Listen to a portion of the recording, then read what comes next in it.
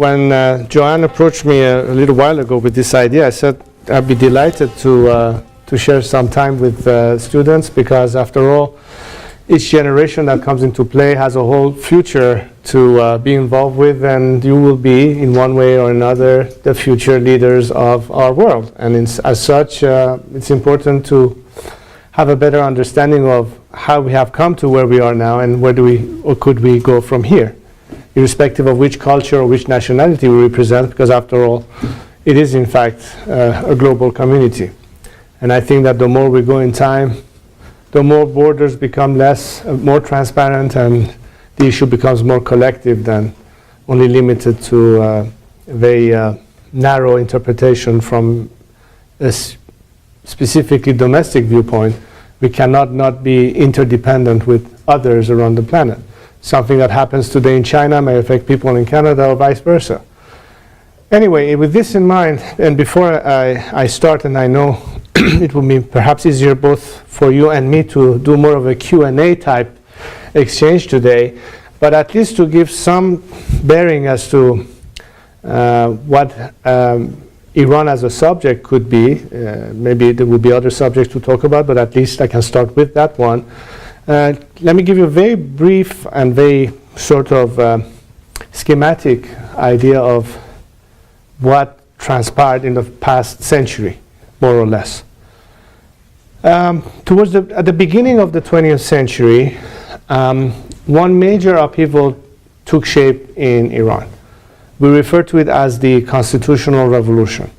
By that meaning that people ultimately wanted to have a parliamentary system whereby the absolute authority of the monarch would be limited to a constitutional role, and it would be more an advent of democratic parliamentary democracy.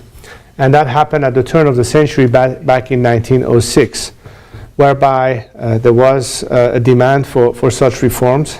And in fact, there was a constituent assembly that formed, drafted a constitution that pretty much limited the authority of the monarch and permitted for a parliamentary system to take shape.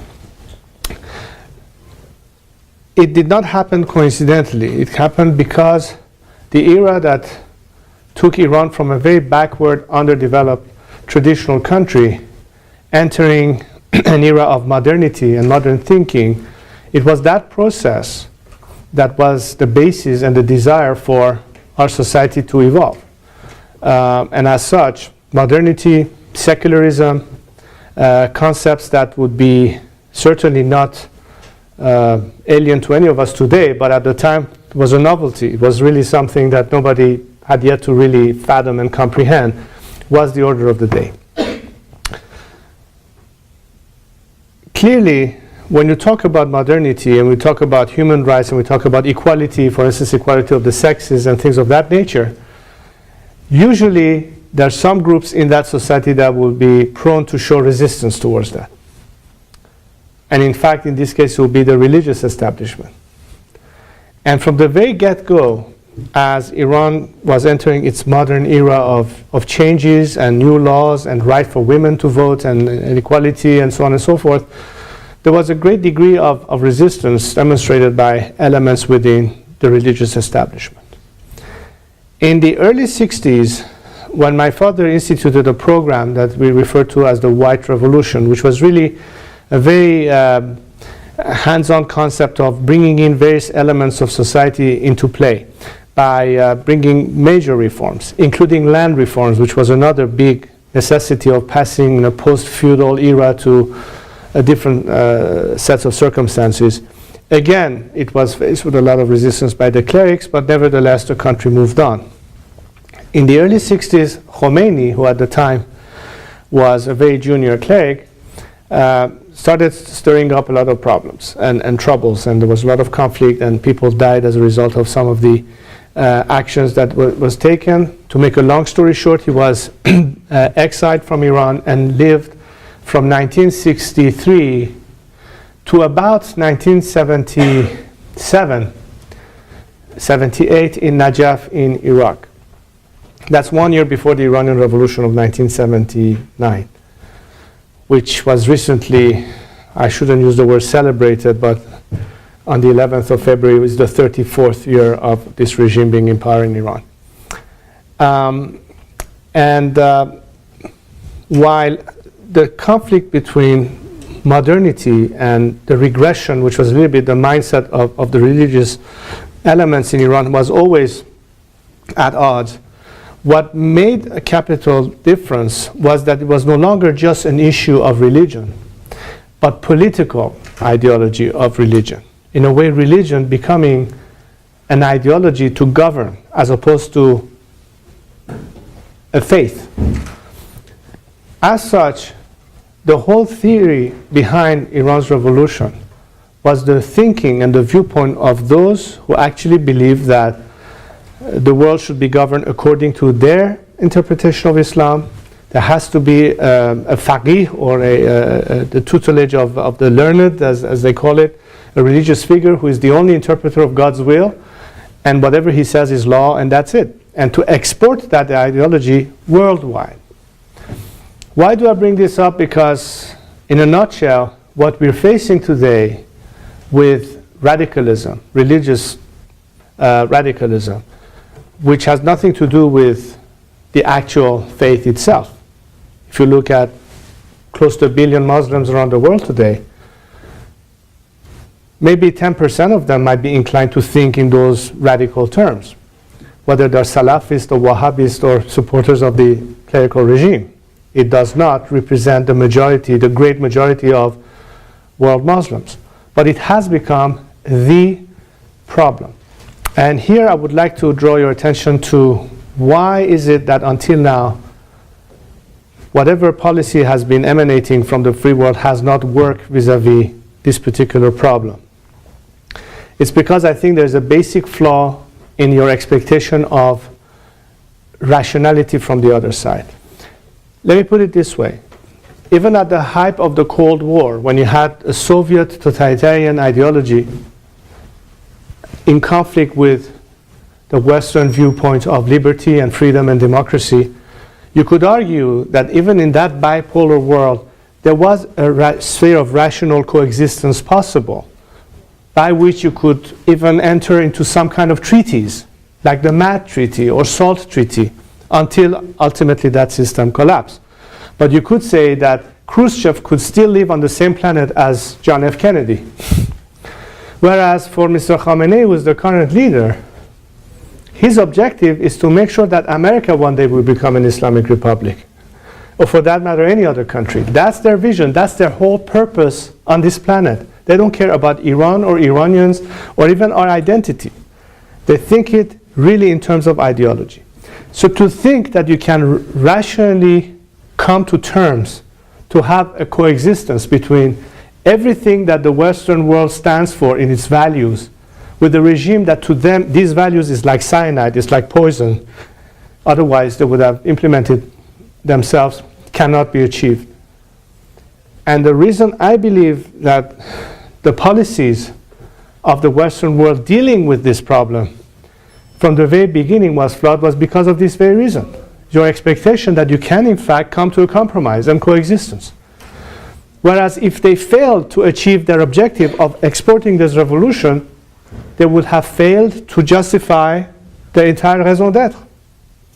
Now, if they have more means to impose their will, like WMDs, it makes the job for them easier to force their hegemony regionally or beyond. In all of this, the problem is trying to find a way to compromise with an ideology and thinking that the nation in which this particular system has entrenched itself, taking the country as hostage and using all of its resources towards its aim, there has to be a separation of the people of that nation, what Iran is all about, and this regime who simply happened to have chosen Iran as a launching pad. They could have done it from elsewhere. Khomeini didn't care if he was in Tehran, or it could have been in Tunisia, or it could have been in Cairo. Why did he pick Iran? A, he spoke the language. B, Iran was a rich country. It had a strong military. It had all the means at its disposal, and was the perfect platform from which to launch this movement. To make a long story short, we are now in 2013. You all follow the news, the prospect of potential conflict, the discourse of world leaders warning Iran and the regime that if they don't stand down, they could face harsh reactions, the threat of not allowing Iran to achieve nuclear capabilities. Yet I have to hear a proposal that will say, how do you intend to do that? It's certainly not going to be voluntarily done by this regime. And you certainly cannot do it on your own. What is the missing ingredient in all this? So I would like to conclude with some of my thoughts as to where I think the solution could lie and where there has to be a complete change of direction for the entire crisis to ultimately be resolved. First and foremost, it is the understanding that as long as this regime is in place in Iran, nothing will change for the region or for the world in terms of all the problematics and threats that this regime represents, either for the people of Iran or for the world at large. So in short, we're talking about a complete change of regime. Maybe 10 years ago, regime change got a bad name or a bad rap. Just because it was not dealt with the proper way doesn't make it a bad concept. I think what happened in Afghanistan and Iraq, which was not focusing on the center of the whole problem, was pretty much something that ended up serving more the interests of the Islamic Republic for anything than in fact the Western world, including the United States. In the sense that it ended up eliminating for Tehran two potential adversaries or foes that Tehran was concerned with. One was in Kabul, the Taliban, the other one was in Baghdad, Saddam Hussein. Thanks to America, they got rid of those two potential threats and they have much more staying power and infiltration capabilities in either countries and beyond than any means or capabilities that the world has. And of course, they're relying on the very same old sort of what I call the Vietnam syndrome, which is how many body bags and how many victims and at what cost we want to sustain a prolonged war that end up not solving the problem. And they wait until you leave, and then they have open, if you will, means to pretty much establish themselves for good. And that is bad news for all of us. Why? Because we may reach a stage where nuclear proliferation will become unavoidable. It will become a new reality of our world, and God help us all if we get to there, because once Iran is there, guess what? The Saudis will do it, the Kuwaitis will do it, the Egyptians will do it, everybody else in the region will do it.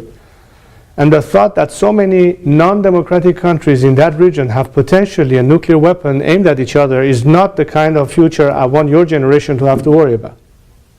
There is a way to change all that. Not just that.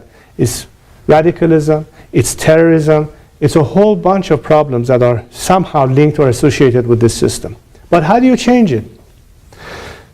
As I said, diplomacy has failed simply because your expectation of a rational behavior from the other side was wrong to begin with. It was a waste of time. War cannot be the answer. It's a lose-lose proposition. It will, in fact, I think, contribute to a little bit more longevity of this system. It will certainly kill the prospect of a short-term solution to bring a democratic alternative to the country. It will have a spillover effect in the region. And it's not a guarantee that as a result of any military strike, the regime will collapse. Nor is a policy of sanctions for purposes of forcing a behavior change a solution. The only time you could have a solution is to add an element of domestic pressure on the regime. I believe in an approach that is based on civil disobedience and non-violence. I've followed very closely and studied what Gandhi did in India, what Mandela did in South Africa, and many other movements in our more modern history of the past 2 decades. Eastern Europe is a good example, which makes it possible with proper backing and support from the international community to help people from within organize themselves, have more means to overcome the system, not by taking arms in their hands and have street fights, no. By work stoppages, by massive labor strikes, something that will paralyze the system and force it to collapse. Certainly a much cheaper and more legitimate way of getting things done than by attacking the country and bombing that nation, adding insult to injury without solving the problem. Now this is still achievable while we still have time. But I'm not in control of that clock ticking. I'm not in control of when and where Israel will say our existential threat will force us to take some kind of an action. And God help us all back then, because it will impregnate the world with a conflict, and God knows what kind of a mess it will create. My proposal, my specific proposition, and I've been talking about this to various world leaders and governments and parliaments and what have you, is to say, look, if you have the decision of following a policy, this time of regime change, not by you doing it, but by helping Iranians to do it themselves, by helping them directly, helping the democratic secular forces who are inside Iran, who can, in a combination of your economic pressure from the outside and their organization and bringing civil disobedience from inside, enough to tip the balance. A collapse of the regime, it will be a controlled implosion. It won't be anarchy, so you don't know what will come out at the other end. You have the forces of civil society that will be part of the process and the solution. You are already strengthening them, so it's not a complete void. So if you take somebody like Mubarak down in Egypt, you don't know what is going to fill the void, and guess what's going to fill the void? The only groups that were organized underground all these years. And you can work in it as of now. If you don't want to have a question mark that in a post-Arab Spring, what could happen in all of these countries? And that has to be worked as of now, while there's still time. There's enough of a critical mass potentially existing in Iran. There's also a final thought that I think is important to also consider, because it's not change for the sake of change. The objective has to be very clear. And yes, I believe that even for a society that is living on an extremely repressive and brutal system, they can ultimately overcome it, provided that three key ingredients exist for people to actually move. Number one, the alternative should be very clear. It's not like in 1979 where people say, well, let's get rid of the Shah's regime, then we'll see what happens. Well, guess what? You end up with something that you never thought could happen, and yet it did, because nobody knew what the alternative was going to be. Oddly enough, the intellectuals who were the real cause for that revolution had no clue what Khomeini was really all about. We don't want to have the same thing happen again. Let's get rid of the regime, then see what happens. Not this time. The proposition has to be very clear. In general terms, what I propose is we're talking about a secular parliamentary democracy. I emphasize the word secular, which means a clear separation of powers of state and religion, which is a prerequisite to democracy. That has been proven, whether from Japan all the way to the United States. It is one of the key ingredients here. And being secular doesn't mean that you're anti-religious. Let me do that very clear. We don't have any problem with religion. Our problem is with religious governance. That is where you have the beginning of favoritism or everything that will segregate society. And anyway, it's the proof is in the pudding, as we say. The leadership has to be there too. People are willing to fight the fight, but if there's not clear direction, you cannot orchestrate such a massive movement on a national scale without having some degree of orchestration or cooperation. So leadership is key. And the third ingredient for society to ultimately move is to feel that they're not alone in this, that there's actual support from the free world. That's also very, very important in a scenario of nonviolent civil disobedience. In fact, none of the movements of civil disobedience in any of these countries for the past century have been successful had it not been for some degree of tacit international support for this or that movement. And as such, I think the potential certainly exists in this scenario that could concern my country. And finally, what's important today is to understand that while many political processes, including those that happened in the 20th century, would take much longer to permeate or to sink in people's mind because, well, communication was very primitive. I give an example. When I was first rejoined with my family after the revolution, I ultimately ended up in Cairo, Egypt, which was the last stop that my father had before he passed away in July of 1980. at the time, just making a simple telephone call, if you happen to have an international line, could take 3 or 4 hours just to be able to dial to Paris or to London or to anywhere else. Today you can be walking in the middle of the desert in the Sahara with your BlackBerry or iPhone and to send text messages and sign up and watch a live clip on YouTube in the middle of nowhere. What I'm trying to say is that in this era of communication and access and information, people are far more aware, far more equipped, and far more connected. And the biggest nightmare for any totalitarian system is how to control information. So the quickest way to defeat totalitarian system is by increasing the flow of information. Because knowledge is power. Information is critical. And the best way to help these nations is not so much to try to impose a system on them. They have to make that choice. That's why it didn't quite work in Iraq. You cannot establish a kind of Western concocted idea in a country that did not even exist on the map 8 years ago as a natural state. The important thing is to give them the information, give them the facts. Give them the facts in terms of news, give them the facts in terms of philosophies, conducts, what have you. Let them learn from that and say there is a better choice than having to put up with this or that dictator or this or that ideology. And I think these are the tools that you will be facing much more than my generation did, and certainly much more than my father's generation had to deal with.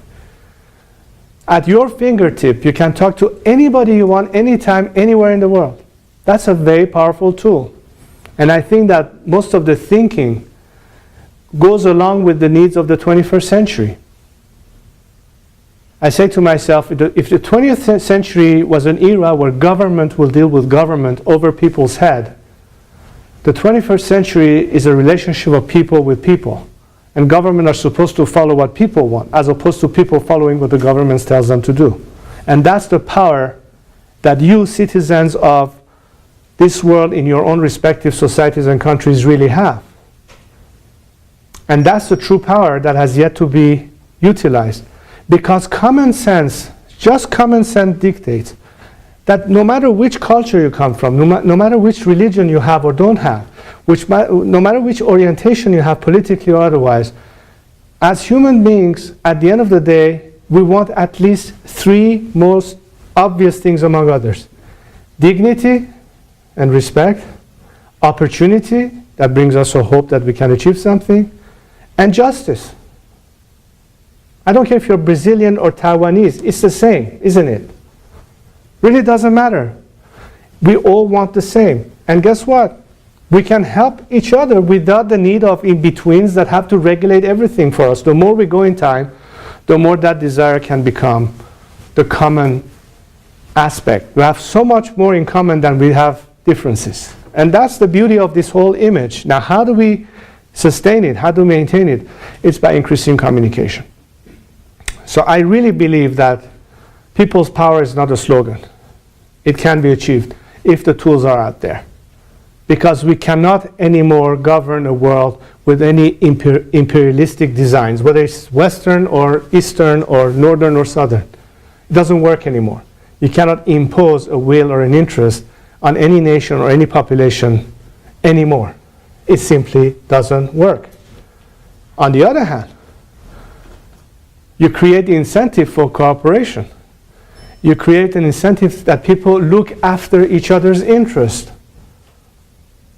Let's take the Middle East as an example. Imagine this future where instead of each country, Iran, Syria, Egypt, Saudi Arabia, and many others, I'm talking about the immediate region now, have to have God knows how many billions of money allocated to defense or military or what have you, rather than being spent on welfare or social issues. Something that could be achieved by drastically reducing the annual budget of these countries by having a regional pact of security and defense. Israel included, by the way.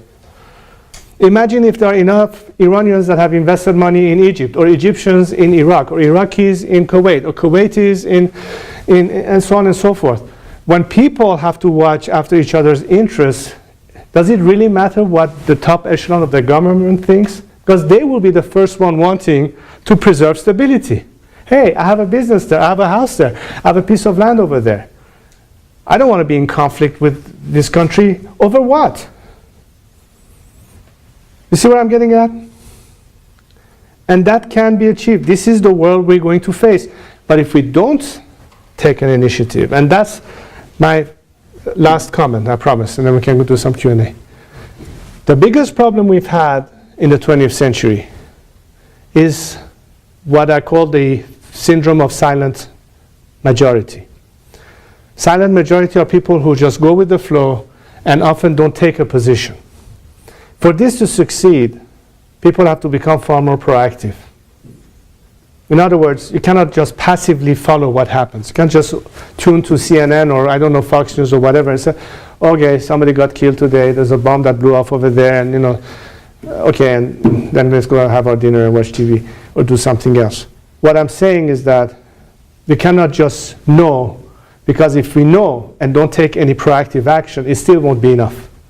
We have to be far more proactive. And so what I'm hoping and what I'm trying to encourage today, young Iranians, people your age, and you as well, if I may be so bold, is to be very much proactive. Don't expect anyone to hear you. Make yourself heard at all times. You have to be aggressive in that approach. Because the minute you stop taking a proactive stance, they will rather not listen to you, those who want to cling on to authority or power. That's the oldest trick in the book. And in that sense, vigilance and proactiveness will solve many, many different issues, I think. It will make us more aware of each other's thinking, for one thing. And the more we think alike, the more there's gravity, the more there is, I don't know, some kind of a centrifugal force that makes it the issue of the planet, the issue of society today around the world. Pick your subject. Could be against global warming. It could be against whatever. It's a matter of more and more people wanting, demanding it, observing it, educating themselves, caring about it enough to say, if we want it, we can achieve it. And far too often haven't we seen in history that there's been deviation. The moment people say, oh, well, that's taken care of, let me worry about my own thing. Guess what's going to happen? So this is the spirit that I hope we can have for our future. I'm trying to be my little part of it as it refers to my country. But I'll be the first one to admit to you that we certainly can't do it alone. And we certainly can do it much easier if we know we have people who will be watching after us, the same way we would like to be able to help those who one day might be in need and be in that position. From now on, let's talk about whatever you like to talk. If you have questions or if you have comments or ideas, by all means, I'm here for this. Thank you so much.